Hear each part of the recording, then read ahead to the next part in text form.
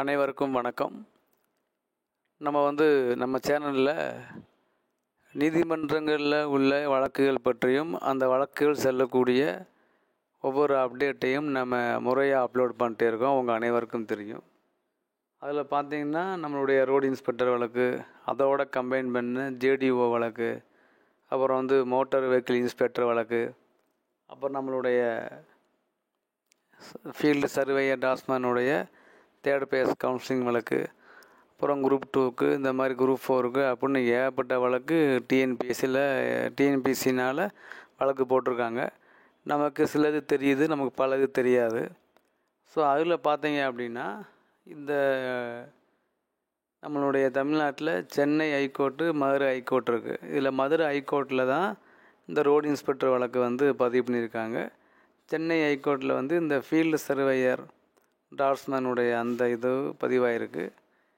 இதில் நம்ம மேற்கொண்டு நம்ம என்ன பார்க்கணும் அப்படின்னா, மோட்டார் வெஹிக்கிள் இன்ஸ்பெக்டருடைய வழக்கு கேஸு தீர்ப்பாயிடுச்சு.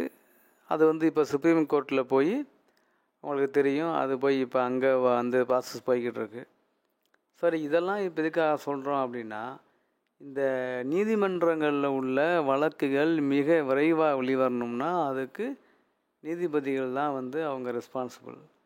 ஸோ அந்த மாதிரி ஒரு மிக முக்கியமான ஒரு நியூஸ் என்ன அப்படின்னா, சென்னை உயர்நீதிமன்ற தலைமை நீதிபதியாக இவ்வளோ நாள் பதவி வகித்த அந்த எஸ்வி கங்கா புர்வாலா அவங்க மே 23 நேத்தோடு அவங்க பணி ஓய்வு பெற்றுட்டாங்க. ஸோ இதுக்கடுத்து யாரை பொறுப்பு நீதிபதியாக அப்பாயின்மெண்ட் பண்ணுறாங்க அப்படின்னா, நம்ம மூத்த நீதிபதியான ஆர் மகாதேவன் ஐயா அவர்களை தலைமை நீதிபதியாக பொறுப்பாக நியமித்து நம்மளுடைய குடியரசுத் தலைவர் உத்தரவிட்டிருக்காரு. இவரை பற்றி நம்ம சிம்பிளாக சொல்லணும்னா, இந்த மோட்டார் வெஹிக்கிள் இன்ஸ்பெக்டருக்கு ஒரு தீர்ப்பு வந்துச்சு இல்லையா, அது இவர் தான் வெளியிட்டது. இவர் பார்த்திங்கன்னா 1963ஆம் ஆண்டு பிறந்த நீதிபதி. இவர் பல முக்கியமான வழக்குகளுக்கு மிகச்சிறந்த தீர்ப்புகளை வழங்கியிருக்காரு. அதே மாதிரி இவர் லாயராக இருக்கும்போது பல முக்கியமான வழக்குகள்லையும் இவர் வாதாடி வெற்றி பெற்றிருக்காரு. மத்திய அரசின் வழக்கறிஞராகவும் தமிழக அரசினுடைய கூடுதல் அரசு லீடராகவும் 9000க்கு மேற்பட்ட வழக்குகளை இவர் நடத்தியிருக்காரு. 2013ஆம் ஆண்டு சென்னை உயர்நீதிமன்றத்தில் நீதிபதியாக நியமிக்கப்பட்டார். சென்னை உயர்நீதிமன்றத்தில் 2வது மூத்த நீதிபதியாக பதவி வைத்து வரும் மகாதேவன் அவர்கள் சென்னை உயர்நீதிமன்ற பொறுப்பு தலைமை நீதிபதியாக இன்னைக்கிருந்து அவங்க ஒர்க் பண்ணுறாரு.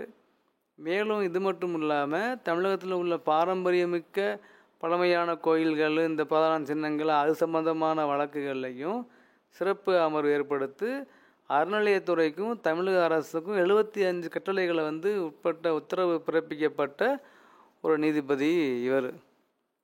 ஸோ இவர் தலைமை ஏற்றிருக்கிற இந்த காலகட்டங்கள்லையாவதும் நம்மளுடைய வழக்குகள் சென்னை உயர்நீதிமன்றத்தில் உள்ள டிஎன்பிஎஸ்சி சம்பந்தமான அனைத்து வழக்குகளும் விரைவில் முடியும் அப்படின்னு நம்பலாம்.